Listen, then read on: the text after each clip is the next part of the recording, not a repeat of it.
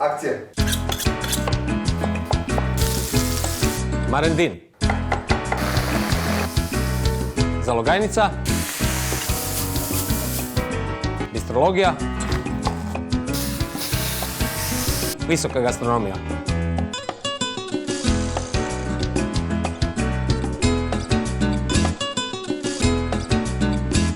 Ok ljudi, spremam file oslića u pivskom tijestu, salatu od crvene riže, jedan svježi dip od bilja, limuna, maslinovog ulja, jedna onako jadranska priča.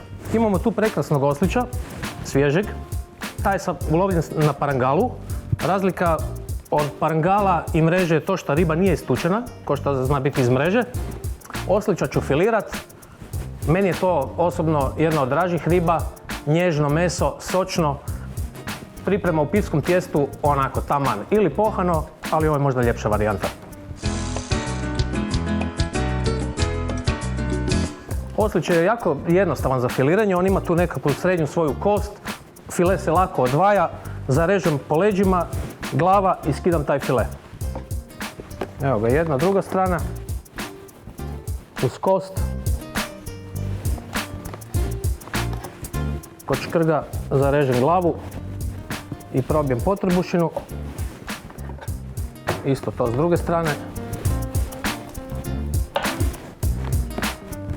I sad tu po kosti hvatam taj file dok ne probijem drugu stranu. Evo ga. To je ta centralna kost o kojoj sam pričao, gdje se to meso samo od sebe u stvari razdvaja. Evo ga. Maknut ćemo mu kožu, on ima par kosti tu po sredini, to ću maknut s nožem. Evo ga.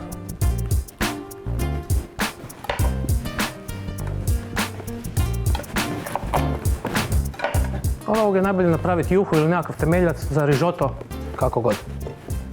Rižu sam već stavio kuhat, samo u vodi. Ona je vjerojatno već i gotova. Procijedit ću je, pustiti da se ohladi i začiniti, dodati svježeg povrća hrskavog. Obraditi ću ovaj file oslića. Najbolji pokazatelj dalje riba stvarno svježa je naravno bistre su oči, škrge, lijepe boje, ali kod oslića specifično ova koža tu crna, ako se ona malo teže skida, to znači da je stvarno svjež. Evo, ne ide mi dobro, znači je. To se ovako prstima ovati i samo se skine. Ja ću maknuti kosti, ne pincetom, već nožem. Odvojit ću znači tu centralnu kost i na pola filea on više nema kosti. To režemo na porciju.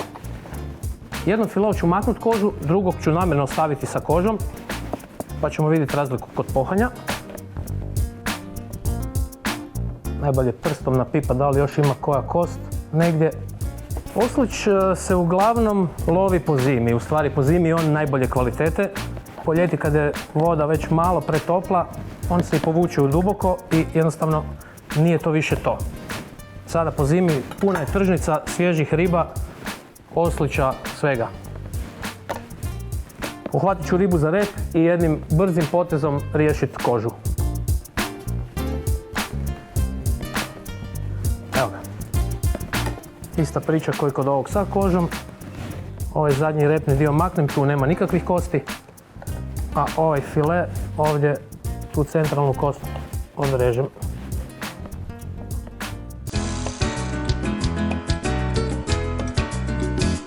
Evo, riža je kuhana, to se najbolje vidi po ovim zrnima koji se ovako otvore se, ne bih rekao da puknu, baš se ono otvori zrno.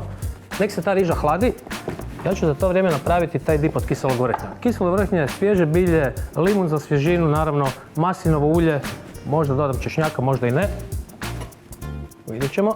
Kopar svježi, naravno, malo peršina. U principu nema pravila, može bilo koje bilje ići unutra. Timijan je recimo super.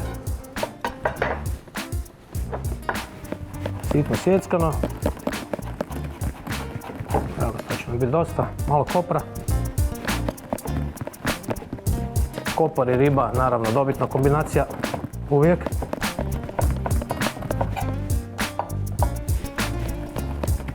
Češnjak sam rekao da ću staviti ili ne iz razloga, ajmo reći da pripremam taj dip za sutra. Gosti dolaze, bilo šta. neću staviti češnjaka, češnjak užegne, a po okusu nema puno razlike. Ovako kad ga sad radim svježe i odmah serviram, stavit ću malo češnjaka. Stara fora kod češnjaka, stisnem ga nožem lagano i u principu ljuska samo otpada. Evo ga.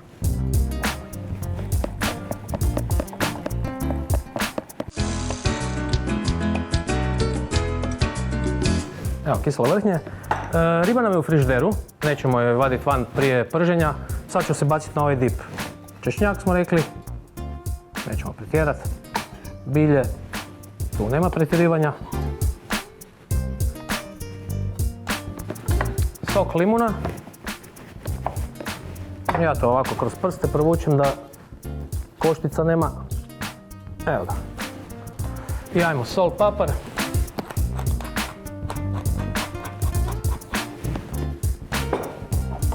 Ovo je himalajska sol, malo je nježnija od ove kamene i morske, tako da u principu paše najbolje za ovakve stvari. I stavit ću malo čili umaka. To sad možete, ne morate, kako ko voli. Malo ljutinu u to sve skupa i maslinovog ulja. I u principu taj dip je gotov. To će onako dati svježinu svemu tome. Salata, riba i taj dip. Maslinovog ulja isto. Nikad ne može biti previše.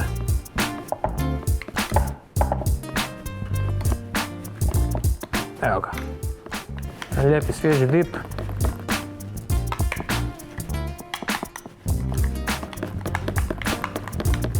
Evo, dip je gotov. Krenut ću sa pripremom za salatu. Crvena paprika, jedan krastavac, malo ljubičastog luka, imamo tu i mladog luka i naravno opet bilja, limuna. To ćete već vidjeti. Evo, fora sa lukom. Da ga ne morate guliti onako klasično na pola i rukama uhvatiti ovaj prvi sloj. I evo ga, polovica luka. Koštice od paprike nam ne trebaju. Ona isto ima u stvari, kako ima te tri strane trokutaste, najlakše je nožem svaku stranu odrezati pa poslije ne morate petljati po tim košticama. Krastavac ću ipak izguliti. Evo ga. Svo povrće režem na sitne kockice. Veličina riže otprilike, tako da to bude ujednačeno.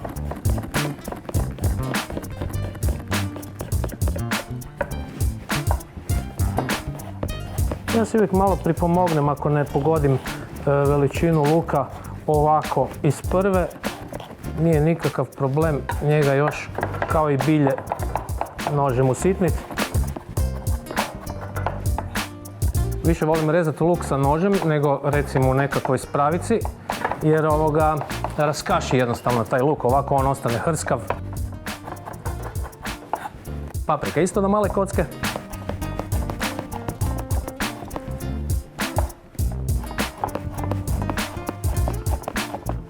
Crvena paprika, naravno tu će biti malo i boje od toga. E sad, kod krastavca neću koristiti ovu spužvastu sredinu, pošto je to za salatu, pa nek samo bude ovo hrskavo. Prepolovim ga, četvrtina i onda ovako opet nožem izvadim tu spužvu takozvanu. Ona se može iskoristiti, ona za hladnu juhu nekakvu, ne treba ju baciti.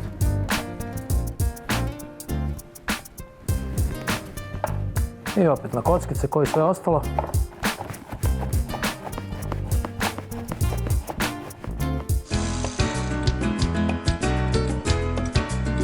Nisam dobro razmišljao prvi put kad sam sjeckao bilje, pa sad moram ponovno za salatu malo nadodat.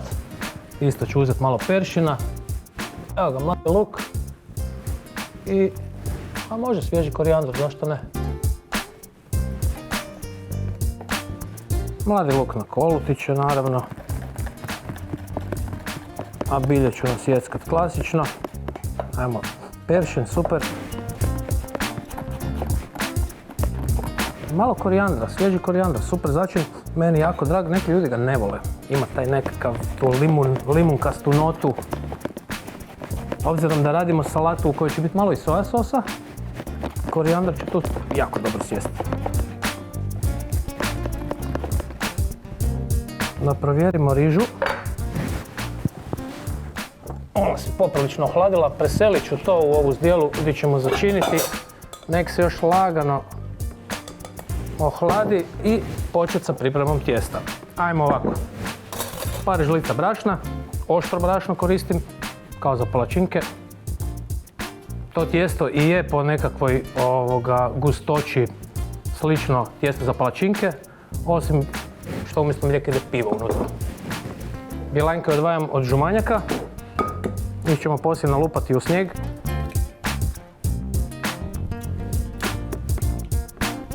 A žumanjci idu u brašno. 2 kom, bit će dovoljno. Opet malo soli u tijesto.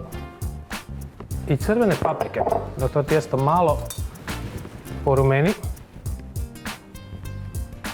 Slatke paprike. Evo ga pivo.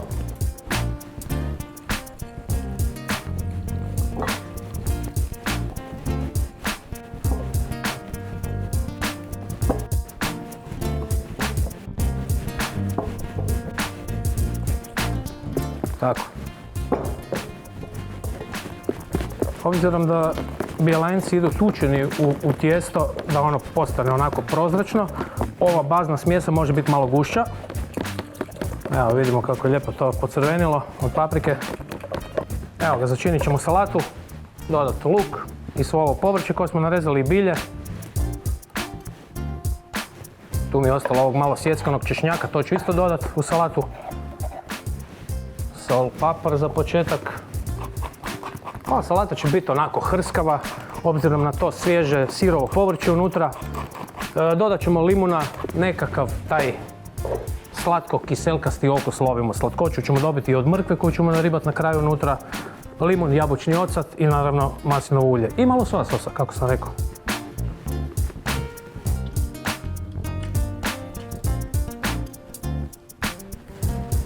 Malo jabučnog octa. Soj sos.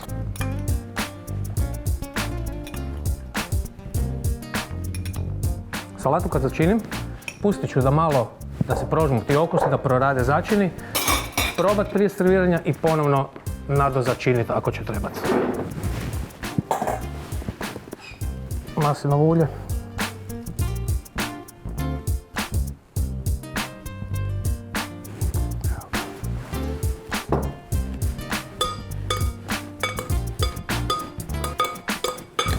Evo ga, i sad će još ta mrkvica dati jednu lijepu boju i tu slatkoću salati, to će biti super. Mrkvu neću rezati rukom, naribat ću je, to će biti taman. I to na ovu grubu stranu ribeža, nek se ona vidi.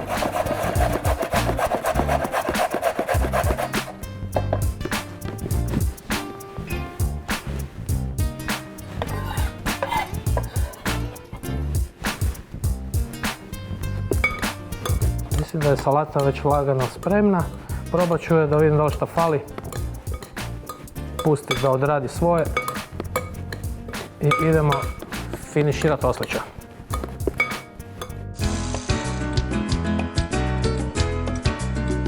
Evo, bjelanjci idu na tučenje soft pick takozvani. Znači ne da budu pretučeni, da to bude fluffy i prozračno. Dodat ću malo soli u bjelanjke. Nekako se lakše istuku kad se malo posoli.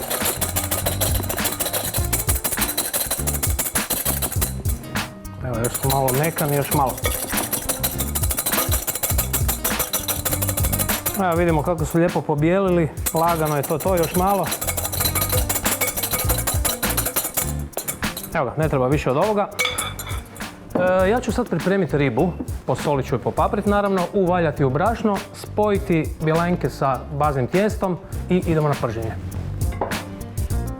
Ovu ribu bez kože ću staviti na jednu stranu, ribu sa kožom na drugu, pa ćemo vidjeti razliku dok se to ispoha. Sol, papar ili obrnuto. S oba dvije strane naravno.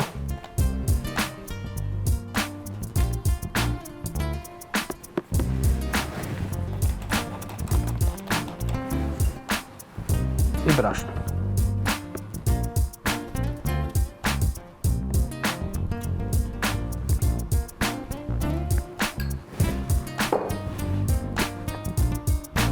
Ovaj oslić, kupio sam ga na Dolcu, meni najdraža tržnica u Zagrebu. Jako volim i Trešnjevački plac, tamo ima jedna mala ribarnica Rabljanije vode, isto imaju odličan izbor ribe, naravno najbolji dan je petak za to, ali već od utorka u principu je, pogotovo po zimi, situacija sa ribom na placu odlična. Sad, kod dodavanja ovih bjelanjaka ne prebrzo miješati, nego lagano samo podmiješati da ta smjesa ostane prozračna.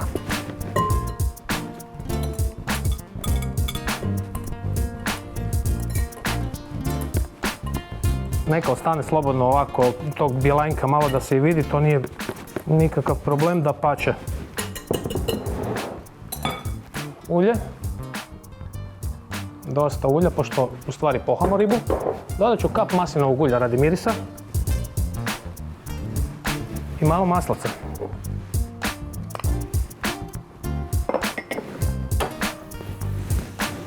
Evo, vidimo da je to već vruće i zagrijano. Ajmo prvo ovoga sa kožom. Uvaljat ću ga samo u ovu stranu gdje nije koža. Podebljat malo vatru. Ajmo sad s ovim bez kože. Ovo radim da malo ipak to tijesto smanjim, da ne bude predebelo. Evo pogledat kako se to prži. Osliću ne treba dugo naravno. Evo ga, super izgleda. I želim da to bude sočno iznutra, tako da samo fino da se tijesto ispeče s jedne s druge strane. Ribu ćemo ocijediti na papir naravno prije serviranja. Ovi tanki fileji, u stvari ovaj dio repni, pošto je meso tu malo tanje, ono će biti prije gotovo nego ovaj debeli srednji file. Pa ću to malo popratiti. Evo vidi se lijepo koža s ove strane, to ćemo još bolje vidjeti na tanjuru.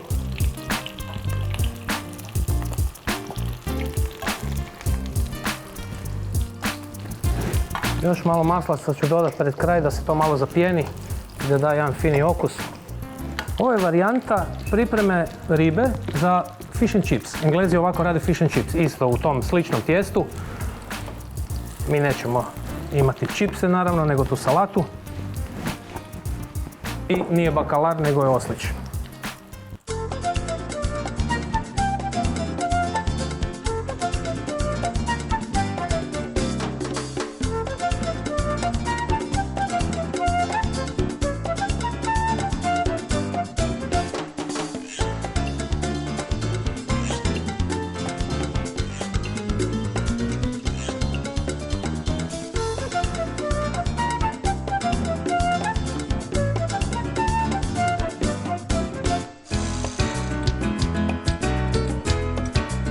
Evo ga, riba je gotova, salata je tu, dip je tu. Imamo ove lijepe mladice, klice, njih ću samo malo poškropiti sa limunom i nekakvu garnituru napraviti od toga na tanjuru. Evo ga, ajmo taj dip onako malo bezobrazno razvući. Dodat salate. Bistro style. Evo imamo tu ovu lijepu stranu sa kožom. I uzet ću ovaj deblji file iz sredine bez kože. Stavit ću malo limuna za garnituru, pošto uz pohano naravno odlično ide limun, pa neka bude slice limuna uz to, stara škola. Evo ga dragoljub, ukrasiti malo taj tanjur. Klice, rekli smo malo limuna. Ove klice, to nam je, imamo tu rikule, imamo mizuna, kres, onako baš ugodne mladice koje super pašu uz ovo jelo. Evo ga, to je to. Oslić u pivskom tijestu, salata od riže, mladice i dip od bilja. Dobar tek.